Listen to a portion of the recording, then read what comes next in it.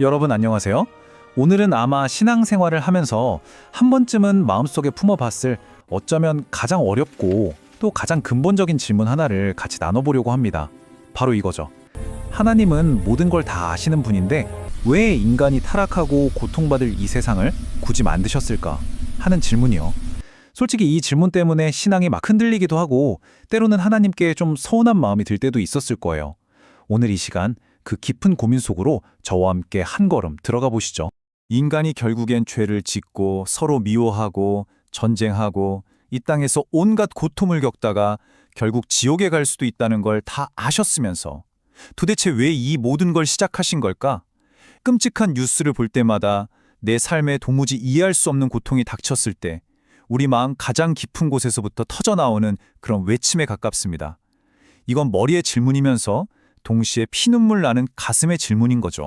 자, 그런데요. 본격적으로 시작하기 전에 제가 꼭 먼저 말씀드리고 싶은 게 있습니다. 만약 여러분이 바로 이 질문 때문에 힘들어하고 있다면 그건 절대로 여러분의 신앙이 약해서가 아닙니다. 오히려 그 반대예요. 여러분이 하나님을 정말로 진지하게 깊이 생각하고 있다는 가장 확실한 증거입니다. 성경에 나오는 욥도, 다윗도, 수많은 믿음의 거인들이 하나님 앞에서 이런 고통스러운 질문을 쏟아냈습니다. 성경은 이런 무거운 질문을 외면하지 않아요. 오히려 그 질문을 통해 우리를 더 깊고 놀라운 진리 앞으로 이끌어갑니다. 자, 그럼 이 어려운 질문의 실마리를 찾기 위해서 첫 단추부터 제대로 꿰어야 합니다. 바로 하나님의 전지하심, 그러니까 모든 것을 아시는 그분의 능력에 대해서 성경이 뭐라고 말하는지부터 확실히 짚고 넘어가야 해요. 이게 정말 중요합니다. 이사야서 46장 10절 말씀을 보면 아주 명확하게 나와 있습니다. 하나님은요, 시작점에서 끝을 보시는 분입니다. 시간의 흐름 속에서 하나씩 경험해 나가는 우리랑은 차원이 다르신 거죠. 그분께는 인류 역사의 시작과 끝이 마치 우리가 지도를 펼쳐놓고 보듯이 한눈에 다 보입니다. 그러니까 인류의 타락은 하나님께 전혀 예상치 못한 사고나 깜짝 놀랄 일이 아니었다는 겁니다. 처음부터 다 알고 계셨다는 거죠. 그리고 여기서 한 걸음 더 나아가면 정말 더 놀라운 사실을 마주하게 됩니다. 베드로전서 1장 20절 같은 구절들을 보면 우리를 구원하실 예수 그리스도는 이 세상이 만들어지기도 전에, 그러니까 태초 이전에 이미 어린 양으로 준비되어 계셨다는 거예요. 이게 뭐를 의미할까요? 바로 문제, 즉 인간의 죄가 세상에 나타나기도 전에 해결책인 십자가 구원의 계획이 이미 먼저 존재했다는 뜻입니다. 구원은 결코 급하게 만든 플랜 B가 아니었던 거죠. 바로 이 지점이 오늘 이야기의 핵심 중 하나입니다. 한번 정리해 볼까요? 하나님은 인간이 타락할 것도 아셨고 그 죄를 해결하기 위해 당신의 아들이 십자가에서 겪을 그 끔찍한 고통까지, 그 모든 비극과 대가를 완벽하게 아시면서도 창조를 시작하기로 결정하셨다는 겁니다.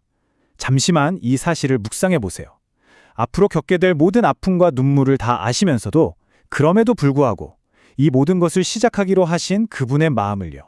자, 이제 우리의 질문이 훨씬 더 깊고 날카로워졌습니다. 이제 우리는 하나님은 왜 타락을 막지 않으셨어요? 라고 묻는 수준을 넘어섰어요. 진짜 질문은 이거죠. 하나님, 이 모든 끔찍한 대가와 고통을 다 아셨으면서 도대체 왜, 무슨 이유 때문에 굳이 이 모든 걸 시작하기로 선택하신 건가요? 그분의 그 선택, 그 이유가 뭘까요? 그 선택의 이유를 이해하려면 우리는 하나님이 어떤 존재를 만들고 싶어 하셨는지를 먼저 알아야 합니다. 그리고 그 모든 답의 중심에는 딱 한 단어가 있습니다. 바로 사랑입니다.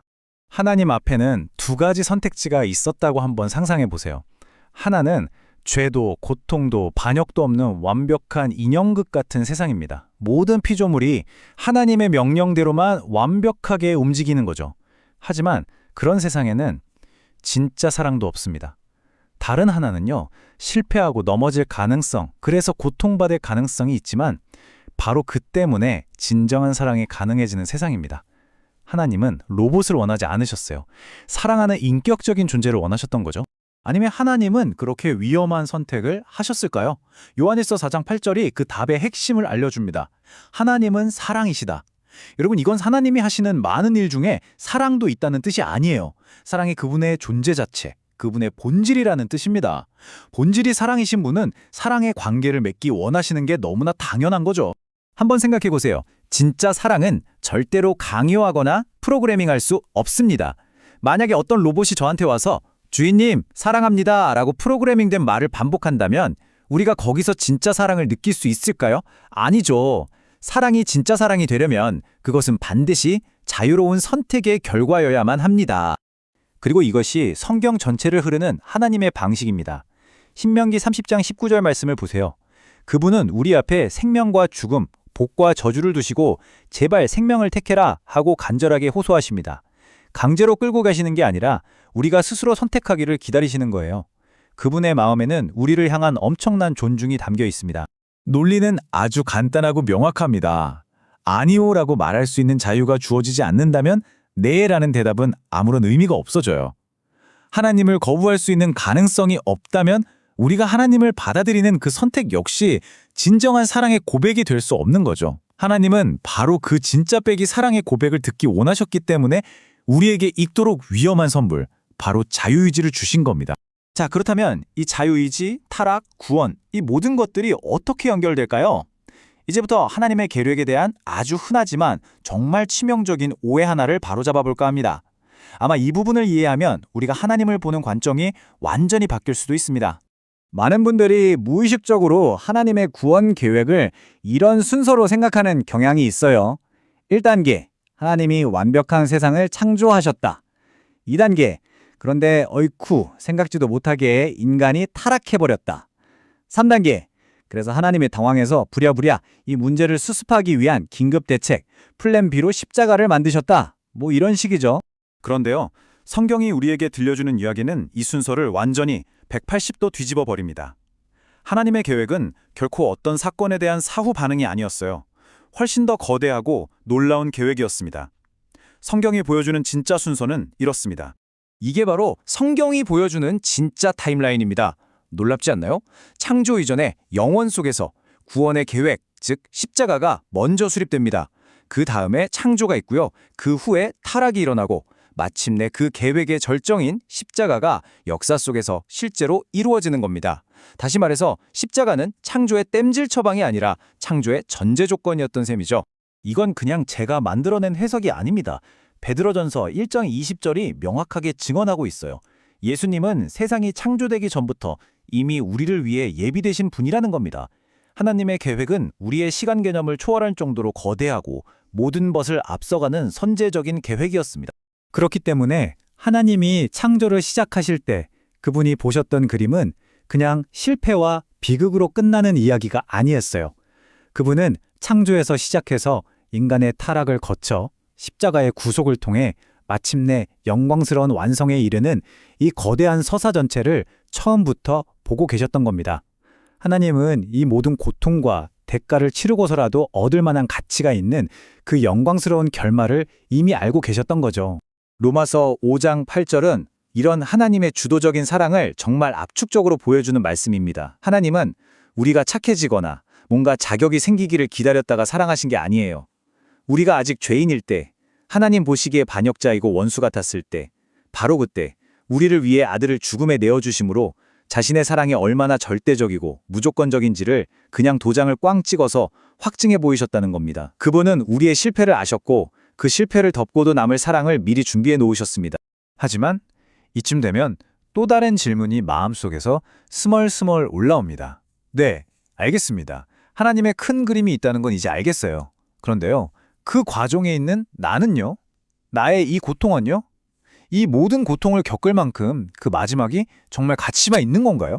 살다 보면 정말 너무 힘들어서 마음 깊은 곳에서 이런 외침이 터져 나올 때가 있죠. 아, 이럴 거면 차라리 태어나지 않았더라면 더 좋았을 텐데.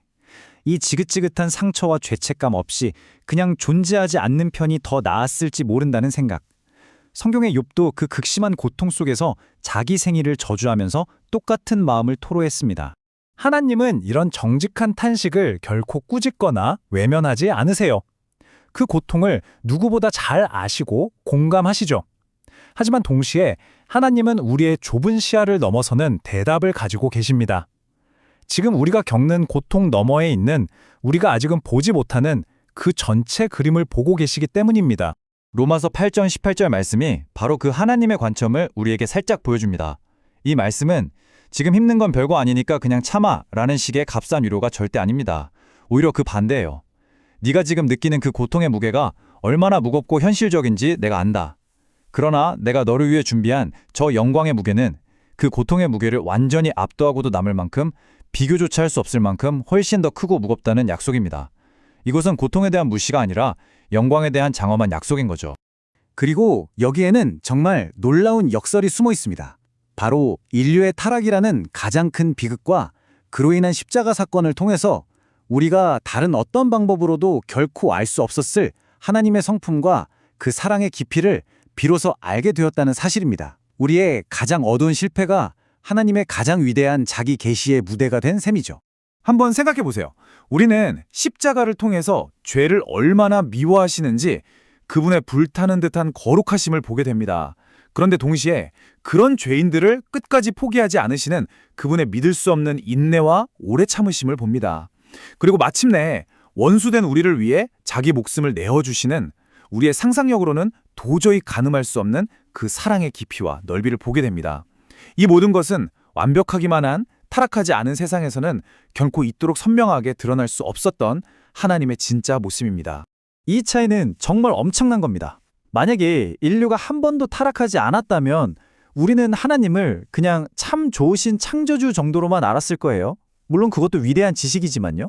하지만 지금 타락과 구속을 경험한 우리는 하나님을 나 같은 죄인을 위해 죽으신 나의 구원자, 나의 구주로 고백하게 되었습니다. 창조주와 피조물이라는 관계를 넘어서 구원자와 구원받은 자라는 훨씬 더 깊고 인격적이고 친밀한 관계로 들어서게 된 거죠.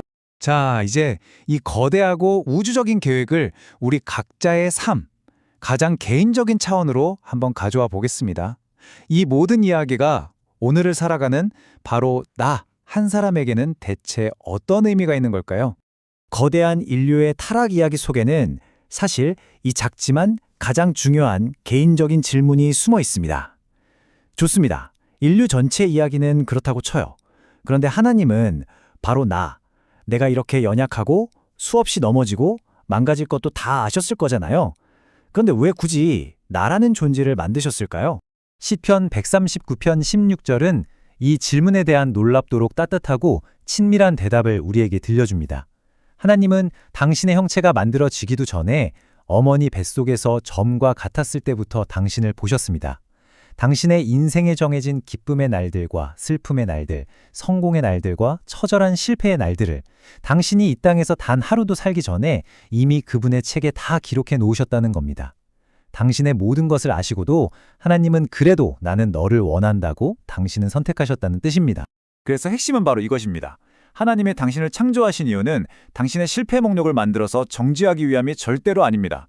오히려 그 실패와 상처, 그 눈물까지도 소중한 재료로 사용하셔서 당신을 그분의 사랑받는 자녀로 그리스도를 닮은 모습으로 다시 빚어가시기 위함입니다.